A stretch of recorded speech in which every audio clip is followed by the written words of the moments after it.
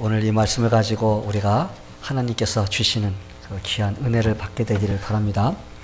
이 러시아에 한 작가가 있었습니다. 어느 작가가 있었는데 평소에 자기가 좋아하는 그런 작가며 시인인 사람이 있었어요. 그분이 누구냐면 푸시킨이라는 사람이었는데 이 사람이 좀 아마 유명한 작가였던 것 같습니다. 그런데 이제 작가 희망생이었던 사람이 이 사람을 좀 만나고 싶어서 이제 그 집을 찾아갔습니다.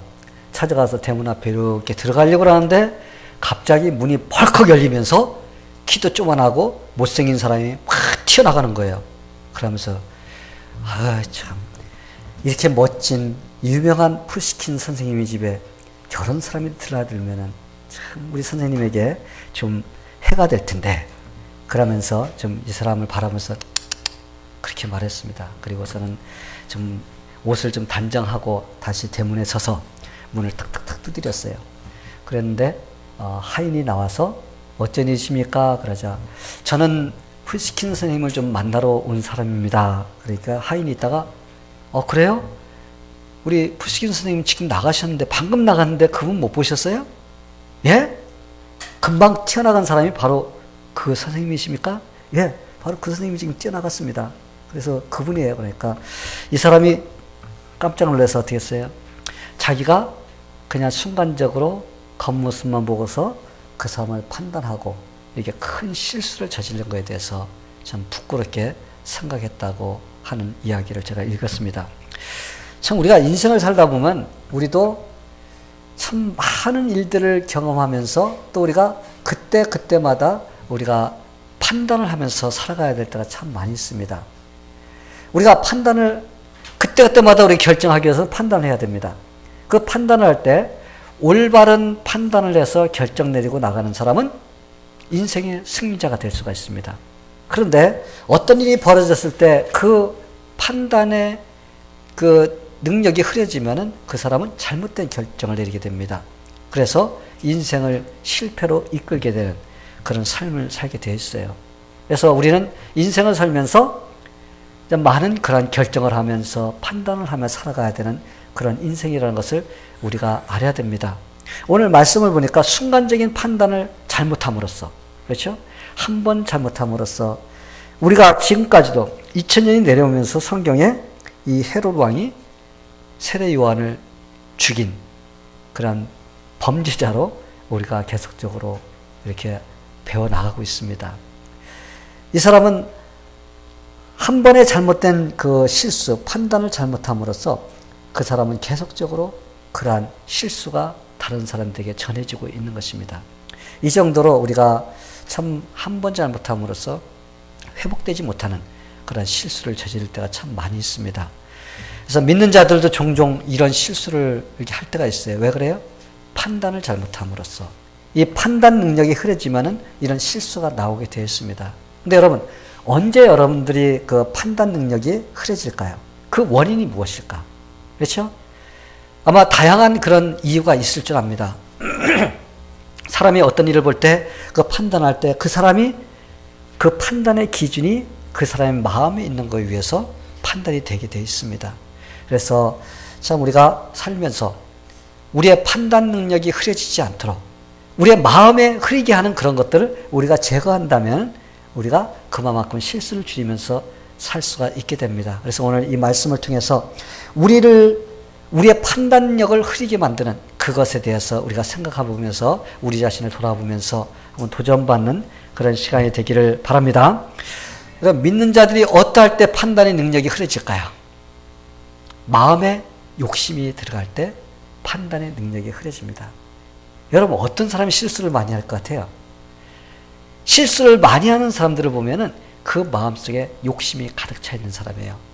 자기가 무엇을 하려고 하는 욕심이 차 있으면 차일수록 그 사람은 실수가 많이 나오게 되어 있습니다. 왜? 그 마음에 있는 욕심이 그 사람의 양심을 무디게지게 하고, 그럼으로써 그 사람이 어떤 결정을 내릴 때 그거로 인해서 실수를 하도록 이렇게 만들게 됩니다. 그래서 성경은 욕심이 잉태한 즉 죄를 낳고 죄가 장성한 즉 사망을 낳느니라 라고 이렇게 우리에게 가르쳐주고 있어요. 그래서 오늘 헤롯 안디바 그 왕, 헤롯 왕, 그리고 그 헤로디아, 그 아내를 보면은 참 그들의 마음에 욕심이 참 많다는 생각이 들어갑니다.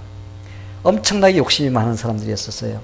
이 헤롯 왕은 자기 동생 빌립이라는 그 동생이 있었습니다. 그 빌립이 있었는데 그 동생의 아내를 빼앗은 사람이에요. 근데 우리가 여기서 나오는 빌립이 누가복음 3장 1절에 나오는 자기 그 브라들 그 왕된 분봉왕으로 된 그런 빌립 왕이 아니에요. 또 다른 동생이 있습니다. 그 동생이 있었는데 이 빌립은 왕의 그런 직분을 받지 못한 사람입니다. 그래서 헤롯 안디바의 어떤 이복 동생. 그런데 그는 아무런 권력을 잡지 못해서 어떻게 사람들에게 무시당하면서 살던 그런 사람이었어요. 그래서 그에게는 힘이 없었습니다. 그래서 자기 아내를 뺏어가도 빼앗기고 가만히 있을 수밖에 없는 그런 참 불쌍한 처지에 있었던 사람입니다. 이 역사 기록에 의하면은 이 헤롯 안디바, 이 왕이 자기 동생 빌립의 결혼식에 참여했다고 합니다. 결혼식에 참여했는데 그 자기 동생 빌립의 그 아내 될 사람, 그 헤로디아, 그 웨딩드레스를 입고 있는 그 모습을 보고 한 번에 그냥 뿅 가버린 거예요. 그냥 횟가닥 돌아온 겁니다. 그런데 이 헤롯만 횟가닥 돌아온 것이 아니라 이 헤로디아, 그 빌립하고 결혼하려고 했던 그 여자, 그 여자도 자기의 시아주버니를 보고서 같이 어떻게 됐어요? 뿅 가버린 거예요. 같이 눈이 마주쳐가지고 같이 빙그르르 돌아버린 겁니다. 그래서 그 여자는 빌립이라는 사람하고 결혼하고도 어떻게 했어요? 계속적으로 뒤에서 남몰래 불륜의 관계를 계속적으로 가지고 있었던 그런 사람입니다. 그러다가 나중에는 안 되겠다 싶으니까 아예 뺏어갖고 자기 것으로 만들어버린 사람이 누구예요? 이 헤롯 왕입니다. 우리가 성경을 통해서 보면 헤로디아라는 여자는 보통 여자가 아니에요. 그렇죠? 이 여자는 진짜 보통 여자가 아닙니다. 사실 헤롯 왕은 이 세례 요한을 그렇게 많이 미워한 편은 아니라고 우리가 성경에서 볼 수가 있어요. 근데 왜냐하면 우리가 어떻게 알 수 있냐면 그는 세례 요한의 설교를 듣거나 세례 요한의 충고를 들으면 어떻게 해요? 그냥 마음속에 두려운 마음이 들어가고 싫으면서도 어떻게 해요? 그것을 갖다가 달게 받을 수 있는 그런 사람이었습니다. 그래서 세례 요한을 갖다가 두려워했습니다. 그리고 들을 때마다 마음속에 번민을 느낄 정도로 이런 사람이었습니다. 그런데 헤롯이 요한을 갖다 오게 가둔 것은 이 헤로디아라는 여자가 그저 그 헤롯 왕을 갖다가 옆에서 좀 고자질하고 자꾸 일러가지고 그럼으로써 그를 잡아들임으로써 결국은 나중에 딸에 의해서 죽음을 당하게 수밖에 없는 그런 상황에 놓이게 되었던 것입니다. 그런데 왜 헤로디아가 세례 요한을 그렇게 미워했을까? 사실 헤롯 안디바는 동생 아내를 빼앗았지만 아주 나쁜 사람이지요. 아주 욕심이 많고 아주 악한 사람입니다. 그런데 진짜 헤로디아를 사랑했다고 그래요. 이 안디바. 그런데 이 헤로디아라는 여자는 달라요. 이 여자는 자기 남편 빌립이 형제 중에서 아무 권력도 잡지 못하고 좀 이렇게 사는 것을 보니까 달갑지도 않고 한심스러웠습니다. 그래서 늘 불만이었습니다. 그러던 중 당시 이스라엘 중에서도 가장 큰 땅을 차지해서 떵떵거리며 살고 있는 이 헤롯 왕이 자기의 관심을 갖지 어떻게 했어요?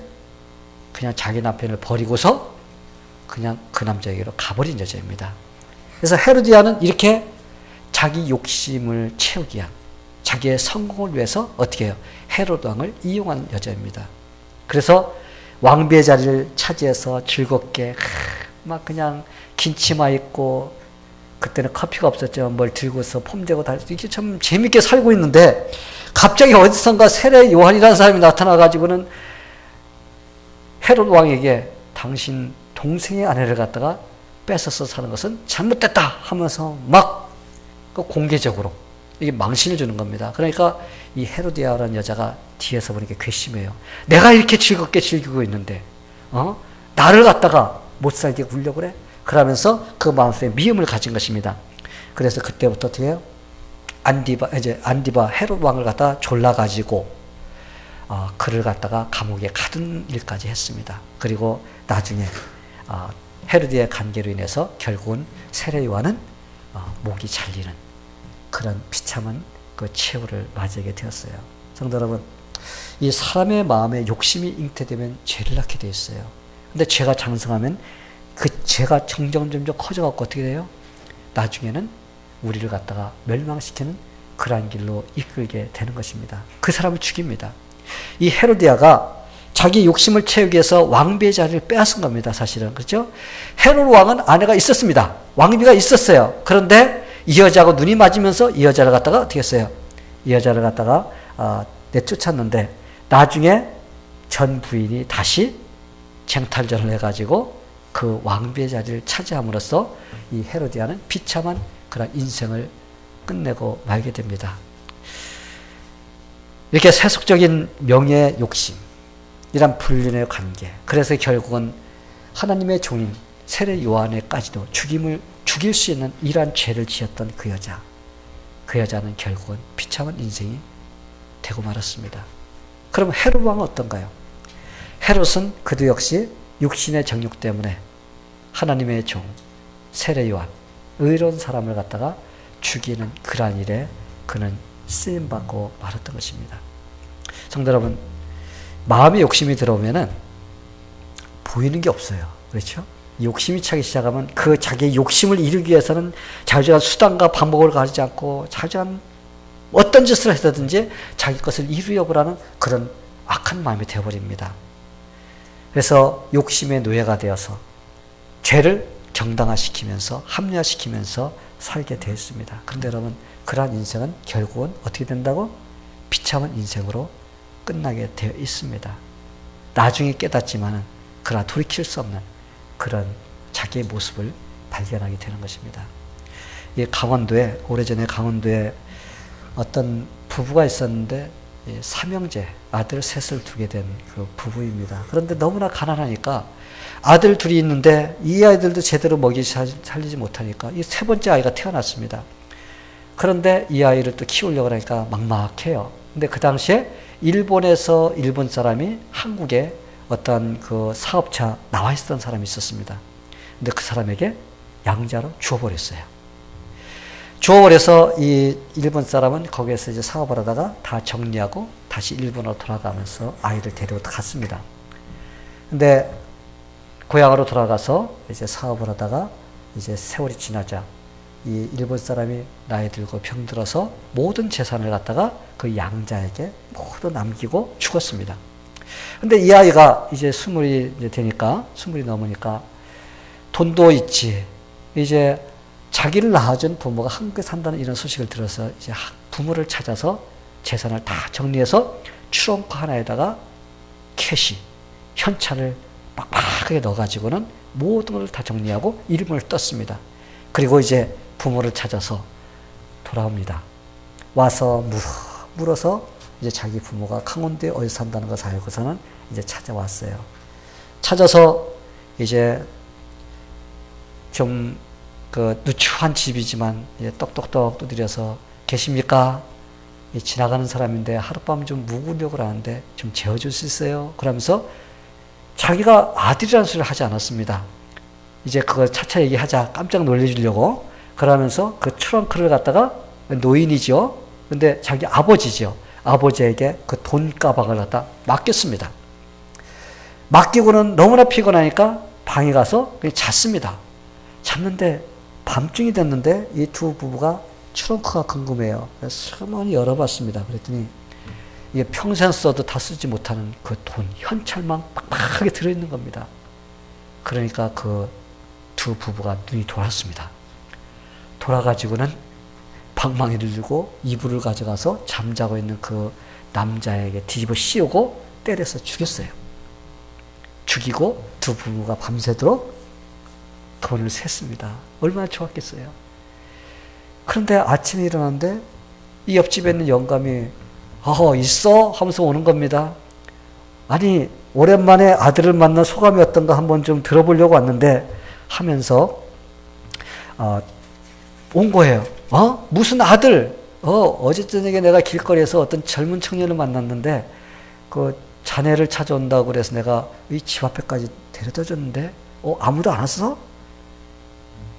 그 노인이 돌아간 다음에 그 그 청년이 누워있는 그 방에 가봤어요. 팔을 걷어보니까 태어날 때 점이 3개가 있었는데 거기에 점이 3개가 있는 겁니다. 바로 자기 아들을 돈 욕심 때문에 죽인 것입니다. 욕심에 끌리면 사망이라는 것을 우리는 참 롯의 아내를 통해서도 알 수가 있어요. 그렇죠? 하나님께서 소돔과 고모라 성을 멸망시킬 때 특별히 아브라함의 기도를 통해서 너희는 빨리 나가라. 그런데 뒤를 돌아오지 말아라. 그랬는데 롯의 아내는 어떻게 했어요? 집에다 두고 온 재산, 얼마나 그 화려한 옷장이라든지 돈이라든지 그 금덩어리 이런 것들이 너무나 마음에 아쉬워서 하나님께서 돌아오지 마라 그랬는데 어떻게 했어요? 뒤를 돌아다 보았습니다. 그래서 가다가 그대로 소금 기둥이 되어버린 것입니다. 끝내 욕심 때문에 참 하나님께서 그들을 갖다 구원시키려고 하는 그것도 욕심 때문에 결국 멸망당하는 것을 볼 수가 있습니다. 오늘 우리가 들은 그 노인 부부도 그 욕심 때문에 자기 아들을 죽이는 그런 일을 하면서 비참하게 참 인생을 끝낼 수밖에 없는 이런 것을 우리가 볼 수가 있어요. 성도 여러분, 믿는 자들도 조심해야 돼요. 아, 나는 예수 믿으니까 욕심이 없어. 나 그런 일이 없을 거야. 여러분, 욕심이라는 것은 믿는 자들만 있는 것이 아니라 믿지 않는 자들도 있고 믿는 자들도 있고 모두가 다 있습니다. 우리가 그걸 기억해야 돼요. 난 예수 믿는다고 그러니까 나는 물론 저거 괜찮을 거야. 아니에요. 우리는 우리의 마음속에 욕심이 들어올 것을 생각하면서 우린 마음의 준비라고 살아야 됩니다. 돈과 또 물질에 대한 욕심만이 아니라 사람들은 대부분 욕심하면 뭐예요? 물론 제일 욕심 많은 것이 뭡니까? 물질적인 욕심이에요. 그런데 사람들은 물질 욕심만 있는 것이 아니라 모든 것에 욕심이 있습니다. 육신적인 어떤 육체적인 욕심도 있고 그냥 그 속에서 자기가 좀 이루고 싶어하는 그런 욕망적인 그런 욕심도 있고 여러분 다양한 욕심이 있습니다. 그런데 이러한 욕심이 우리의 마음속에 있으면 우리의 판단을 흐리게 한다는 것입니다. 어떤 일을 할 때마다 거기에 결부시키고 내가 하려고 하는데 초점을 맞추고 하다 보면 항상 우리는 어떻게 됩니까? 우리는 실수를 하게 되어 있다는 것입니다. 여러분 아론과 미리암을 보세요. 모세 브라더의 시스터. 그들은 하나님이 주신 은혜와 직분을 감사하지 못했어요. 그래서 모세가 받은 직분을 그냥 욕심을 냈습니다. 그래서 야 너만 하나님의 선지자나 우리도 하나님하고 통화한다. 그러면서 어떻게 했어요? 직접적으로 모세를 대적하면서 그렇게 하다가 결국은 미리암은 문둥병자가 되는 그런 참 하나님의 저주를 받게 됩니다. 성도 여러분, 이렇게 시기와 욕심 이런 것들은 결국 자기를 해한다는 겁니다. 여러분 고라자스는 어떻습니까? 하나님께서 그들에게 특별한 직분을 주셨어요. 그들에게 성전에서도 아주 하나님의 그 성막 안에서 귀한 것만 다룰 수 있는 그런 직분을 주셨습니다. 그런데 이들은 그것도 마음이 차지 않아서 모세를 대적해요. 야 우리도 똑같다 하면서 아론과 모세를 대적하면서 그러다가 어떻게 했어요? 그들은 욕심을 부리다가 하나님께서 불로 심판하고 땅이 꺼지는 걸로 인해서 그들은 땅속으로 파묻히는 여러분 프로데에서 일어났죠? 그냥 자다가 푹 꺼져가지고 그 속으로 들어가 버리고 없어져 버렸습니다. 하나님께서 이 고라자손 그리고 250명을 어떻게 했어요? 모두 다 땅이 꺼지면서 그 속에 다 불러서 심판받게 하는 그런 끔찍한 일을 당한 것을 우리가 알 수가 있습니다. 왜? 그들은 욕심을 부렸어요. 하나님께 주신 직분, 하나님께 주신 그 분복에 대해서 감사하지 못하고 더 다른 것에 대해서 시기 질투하고 욕심을 부리다가 결국은 그런 일을 당하게 되었습니다. 여러분 가룟 유다는 어떻습니까? 그는 돈의 욕심을 부리다가 자기가 3년 동안 따라다니던 메시아이신 예수님을 갖다가 십자가에 못 박게 내주는 30냥에 팔아버리는 이런 죄를 지었어요. 이 양심에 이렇게 흐려지면 어떻게 돼요? 욕심이 생기면 양심이 흐려집니다. 그러면 판단력이 흐려집니다. 결국은 이런 참 죄를 짓고 인생이 비참하게 끝나는 것을 우리가 볼 수가 있습니다. 성도 여러분, 교회 다니는 사람들로 자칫 잘못하면 이런 욕심에 사로잡혀서 인생을 망가뜨리게 된다는 것을 우리가 꼭 기억해야 돼요. 근데 여러분 우리가 교회 다니는 사람들이라고 난 욕심 하나도 없어야 됩니다. 그러면 안 돼요. 욕심이 있어야 돼. 근데 욕심이 있어도 우리가 좋은 욕심이 있어야 되고 욕심도 밸런스를 잘 맞춰야 됩니다. 여러분, 우리 욕심이 있어야 됩니다. 아멘? 예, 욕심이 있어야 된다고 그러면 또 나는 욕심 없어도 돼. 그러면 안 돼요. 우리 욕심이 있어야 돼요. 근데 어떤 욕심이 있어야 돼? 좋은 욕심이 있어야 돼요. 어떤 욕심은 있어야 됩니까? 욕심을 내되 내 정욕이라든지 내 것만 채우기 위한 욕심이 아니라 하나님의 영광을 드러내고 싶어하는 그런 욕심이 있어야 돼요. 그래서 내가 어떤 쪽으로든지 내가 주님을 어떻게 잘 섬길 수 있을까? 어떻게 해야지 기쁘게 해드릴 수 있을까? 막 이런 것들을 좀 이렇게 마음속에 생각하면서 해야 됩니다. 그래야지 하나님께서 주신 시간도 어떻게 해서라도 하나님을 예배하고 어떻게 해서라도 하나님 말씀 배우고 어떻게 해서 하나님 섬기는 좀 선한 일을 하고자 하는 그런 쪽으로 사용하고자 막 노력하게 되는데 그런 욕심이 없으면은 다른 건 욕심이 많은데 주님에 대한 욕심이 없어. 그래서 예배 드리는 것은 안 해도 되고 성경 공부 안 해도 되고 하면서 자꾸 어떻게 양보를 해. 그런데 세상 것은 어떻게 열심히 쫓아갑니다. 이건 잘못된 욕심입니다. 근데 우리가 주님 안에서 시간도 어떻게 주님께 드리고 싶어하는 욕심을 가져야 돼요. 그래서 어떻게 해야지 내가 주님을 잘 섬기는데 내가 쓸까? 그리고 여러분 우리가 물질의 욕심도 있어야 되는데 물질을 벌어서 어떻게 해야 하나님의 영광을 드러내고 싶어하는 그런 마음이 있어야 돼요. 어떻게 해야 주님의 사업에 내가 사용할 수 있을까? 이런 것을 위해서 내가 열심히 일하고 열심히 벌어서 이렇게 뛸 수 있는 그런 욕심이 있어야 됩니다. 또한 여러분 내가 가지고 있는 재능 내가 이것도 어떻게 해서라도 하나님의 영광을 드러내고 싶어하는 이런 쪽에 쓰고자 하는 그런 욕심이 있어야 됩니다. 그런 욕심이 없으면 그냥 아무것도 하지 않고 어떻게 땅에다 파묻어 놓게 됩니다. 그럼 예수님께서 오셔서 악한 종이라고 그래요. 내가 너한테 이런 재능을 줬는데 넌 땅속에다 파묻어서 녹슬게 만들었냐? 그러면서 하나님께서 꾸중하시는 것입니다. 성도 여러분, 우리가 이렇게 모든 것을 사용해서 하나님을 위해서 쓰고자 하는 욕심이 우리의 마음속에 있어야 돼요. 근데 잘못된 욕심을 내면 어떻게 돼요? 야고보서 4장 2절에 보면은 너희는 욕심을 내어도 얻지 못하여 살인하며 시기하여도 능히 취하지 못함으로 다투고 싸우는도다. 너희가 얻지 못함은 구하지 아니하기 때문이요 구하여도 받지 못함은 정욕으로 잘못 쓰려고 어떻게 잘못 구하기 때문이다. 여러분 우리가 열심히 구해야 됩니다. 하나님께. 하나님 이거 필요해요. 저거 필요합니다. 구해야 됩니다. 그런데 하나님께서는 아세요. 내가 내 욕심, 정욕을 위해서 나만을 위해서 내가 간구하는지 안 하는지 아신다는 거예요. 그런데 아무리 내가 욕심을 부리면서 내 것만 위해서 구하면 하나님께서 응답을 해주지 않는다고 하십니다. 그런데 우리가 하나님의 영광을 위해서 우리가 구하면 하나님께서는 우리에게 응답을 해주신다고 약속하셨습니다. 하나님 나에게 이걸 주세요 하면서 여러분 간구하고 그것을 하나님을 위해서 쓰는 여러분 되기를 바랍니다. 어떤 분이 욕심내고 싶은 10가지에 대해서 이렇게 기록한 것을 제가 읽었습니다. 이 사람은 욕심을 이런 욕심을 내는 것을 보았습니다. 한번 보세요. 첫 번째, 성경 읽기 대회에서 1등 자리를 욕심내고 싶습니다. 이 사람 욕심이 첫 번째가 성경 읽기 대회에서 1등하고 싶은 거예요. 두 번째, 가족 찬양도 최고로 잘하기를 욕심내고 싶습니다. 가족 찬양도 어떻게 해서도 지금 1등하고 싶은 욕심, 잘해서 하나님의 영광 돌리고 싶은 욕심. 또 세 번째, 교회의 가장 앞자리를 욕심내고 싶습니다. 여러분 이렇게 욕심낼 때 이런 욕심을 내야 돼요. 사람들은 대부분한테 멀리 뒤에서 목사하고 지금 제일 멀리 떨어지는 안전거리에 있기를 원해. 왜? 멀리 있는 사람은 안 바라봐요, 목사님. 왜냐하면 앞에 있는 사람 바라보고 설교합니다. 왜? 앞에 있는 사람들이 좋거든요. 그래서 앞에 있는 것이 사실 은혜 받는 자리예요. 앞에 있는 사람 딴짓 못합니다. 뒤에 있는 사람들은 딴짓 할 수가 있어요. 왜? 앞에만 바라보고 있으니까 딴짓 못해. 그러니까 어떻게 해요? 정신 차리고 들어. 그렇기 때문에 설교를 잊어버리지 않습니다. 그래서 이 사람은 제일 교회 앞자리를 차지하고 싶은 것이 욕심이에요.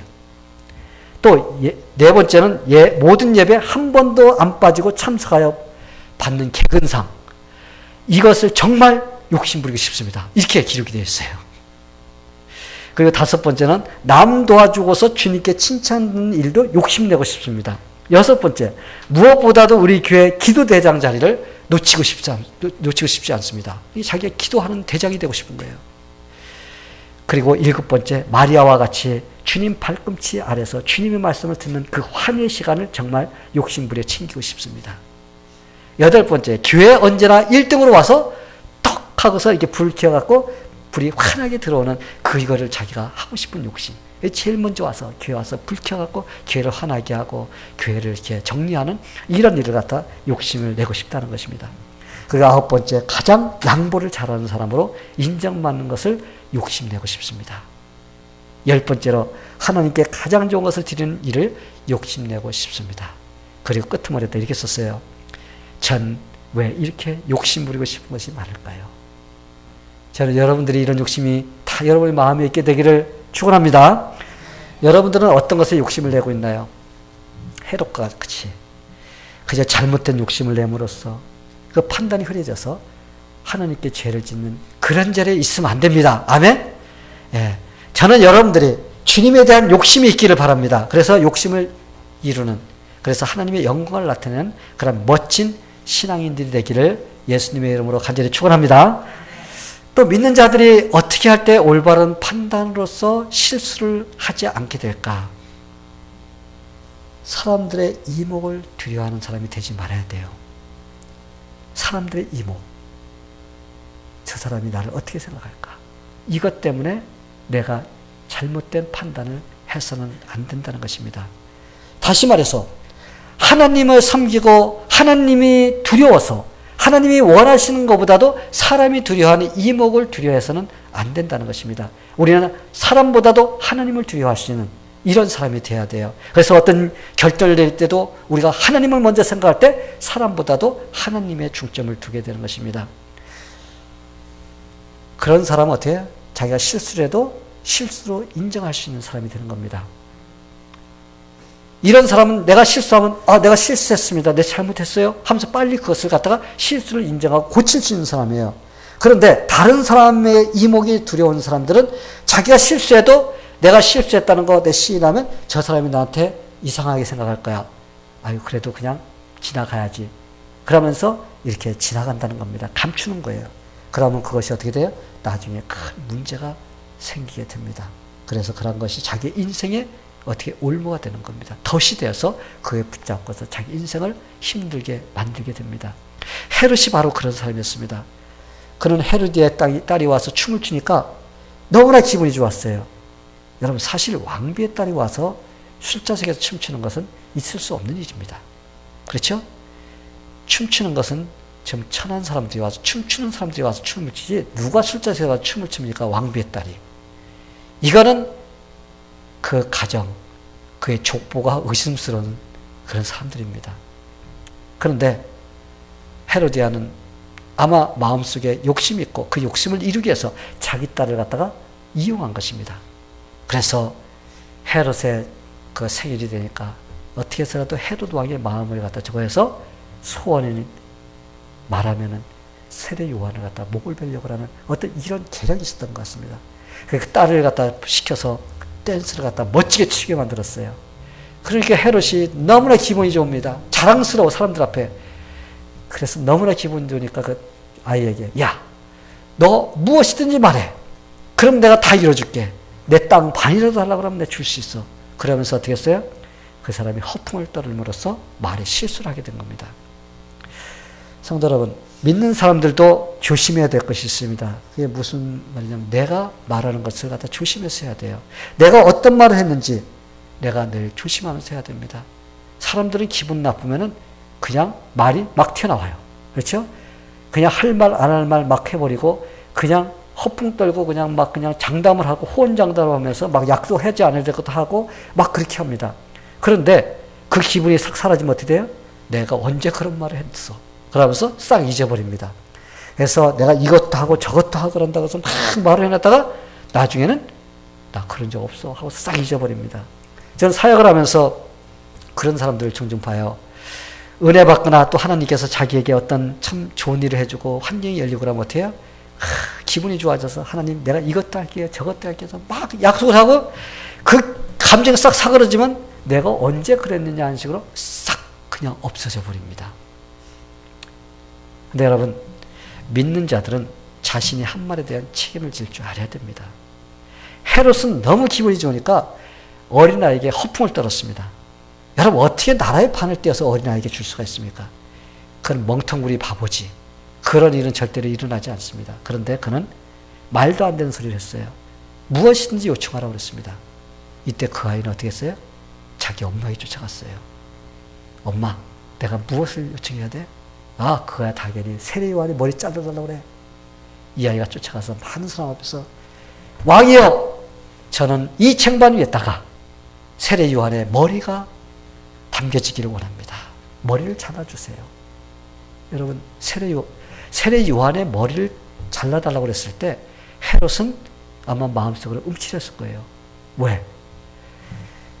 이 헤롯은 세례 요한에 대해서 두려웠습니다. 그의 말을 갖다가 들으면서도 좀 두려워하는 마음, 존경하는 마음을 가졌어요.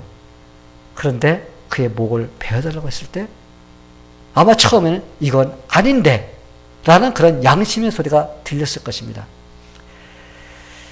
성도 여러분, 사람은 실수를 할 수 있어요. 그렇죠?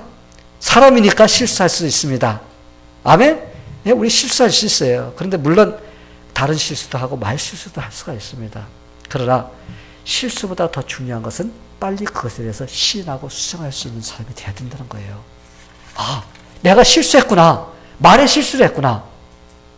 그러면 내가 말에 실수를 했으니까 이거 잘못했습니다. 그러면서 그걸 빨리 수정을 했어야 되는데 이 헤롯은 그러지 않았다는 겁니다. 헤롯은 자기가 말한 거에 꼬리가 잡혔어요. 많은 사람이 그를 주시하고 있습니다. 과연 헤롯이 어떻게 결정 내릴 것인가? 왜? 그 당시에는 세례 요한이 가장 인기 있는 사람이었습니다. 그래서 전부 다 그가 어떻게 될지 주목하고 있었습니다. 헤롯이 빨리 내가 실수했습니다. 그 사람 죽일 수 없는 사람입니다. 그랬다면은 아마 일이 간단히 끝났을 것입니다. 의로운 사람, 하나님의 종인 세례 요한을 죽이지 않았을 거예요.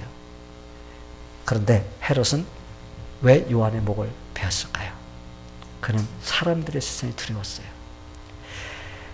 물론 그는 하나님도 두려웠습니다. 왜? 그가 세례 요한을 두려워했다는 것은 그래도 조금은 하나님을 두려워하는 마음이 있었습니다.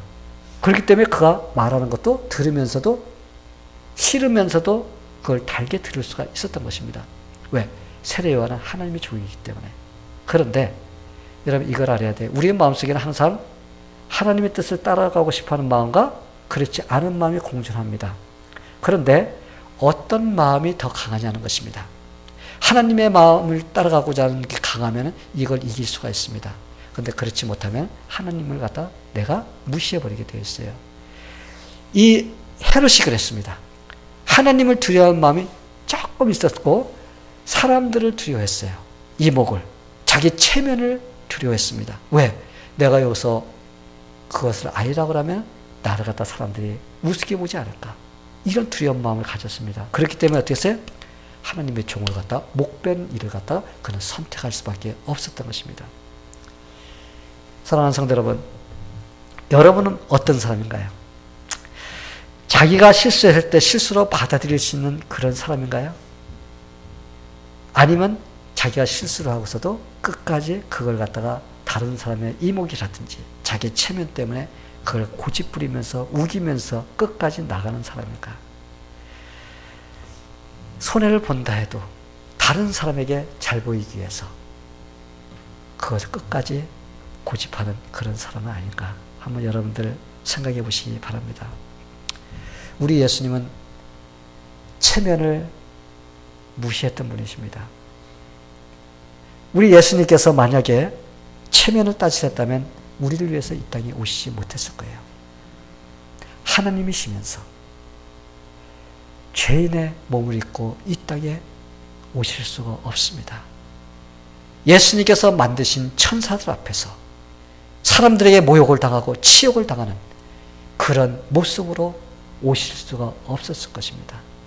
그런데 우리 예수님께서는 딱 한 가지 이유, 저와 여러분과 같은 죄인들을 구원하시겠다는 그 한 가지 이유 때문에 그분은 자기의 체면을 내려놓고 하나님의 높고 높으신 신분을 다 내려놓으시고 우리와 같이 죄인의 모습, 우리의 사람의 모습으로 오셔서 십자가에서 사람들의 그 모욕과 치욕을 다 당하시면서 죽음을 당하셨습니다.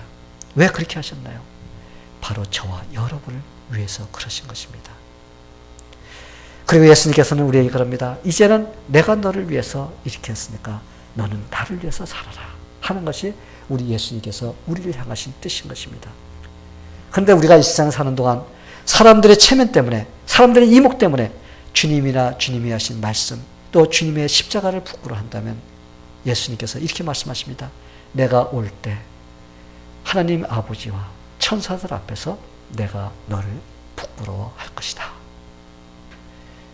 성도 여러분, 우리 일상 살면서 우리가 사람의 이목을, 내 체면을 생각하면서 우리가 살다가 주님의 뜻을 어기는 그런 사람이 되지 않게 되기를 축원합니다. 우리는 일상 살면서 주님의 영광을 위해 살아야 돼요. 그리고 주님을 부끄러워하지 말아야 돼요. 혹시 실수를 할 때도 내 자신의 체면보다도 하나님의 영광을 위해서라면 내 실수를 인정하면서 내가 언제든지 내 자신을 낮출 수 있는 그런 마음이 돼야 됩니다.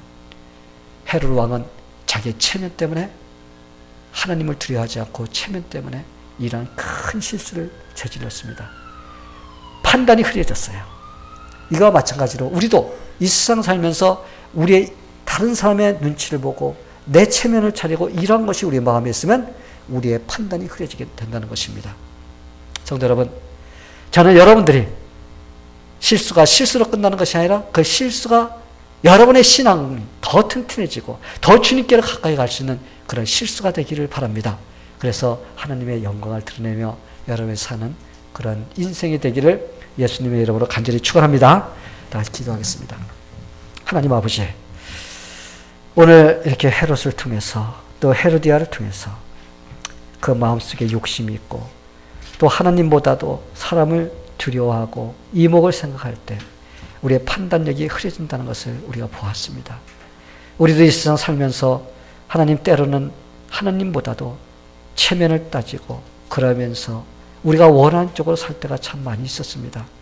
하나님, 이제 이후로는 우리가 체면이 아니라 주님을 바라보면서 주님이 나를 보시면 어떻게 생각하실까? 라는 이런 생각을 가지고 우리가 결단을 내게 해주시고 판단을 하게 해주시고 실수를 인정하면서 우리가 올바로 주님을 섬기며 나갈 수 있는 그런 모습이 되게 하여 주시옵소서. 그래서 우리 삶에서 승리할 수 있도록 도와주시옵소서. 예수님의 이름으로 기도하옵나이다. 아멘.